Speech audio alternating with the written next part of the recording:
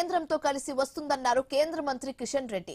ఆదిలాబాద్ లో పర్యటించిన ఆయన పలు ప్రారంభోత్సవాలు చేశారు. ఎన్నికల వరకే రాజకీయాల్లో ఉండాలి గాని ఆ తర్వాత వద్దని చెప్పారు. ఈ విషయంలో గత కేసీఆర్ ప్రభుత్వ వైఖరి సరిగ్గా లేదని కిషన్ రెడ్డి విమర్శించారు. కేంద్ర రాష్ట్ర ప్రభుత్వాలు కలిసి కట్టుగా ప్రజల మంచి కోసం పనిచేయాలని అన్నారు ఆయన.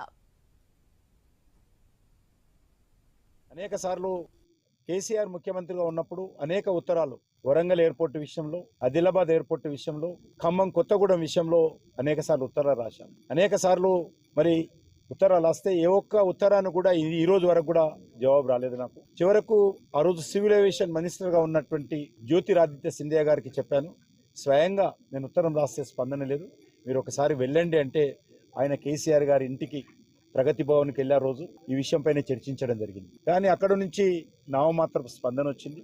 మళ్ళీ ఈరోజు రాజ్నాథ్ సింగ్ గారిని కలవడము మంచి విషయం. ఏంటంటే కొంత రాష్ట్ర ప్రభుత్వం నుంచి ముఖ్యమంత్రి గారు కూడా చొరవ తీసుకొని వారు కూడా ఒక జివో మరి ఇక్కడ 700 ఎకరాలు అక్వైర్ చేయడం కోసం జివో తీయడం జరిగింది. కాబట్టి కొంత ఎందుకంటే ల్యాండ్ అక్వేషన్ అంతా కూడా రాష్ట్ర ప్రభుత్వ పరిధిలో ఉంటుంది కాబట్టి ల్యాండ్ రాష్ట్ర ప్రభుత్వం ఇస్తేనే చేయడానికి ఉంటుంది. తెలంగాణలో ఒకే ఒక ఎయిర్పోర్ట్ ఉందన్నారు కిషన్ రెడ్డి.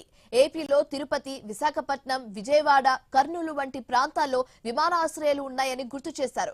గతంలో కాంగ్రెస్ తెలంగాణపై వివక్ష చూపడం వల్లే ఈ పరిస్థితి తలెత్తిందని విమర్శించారు.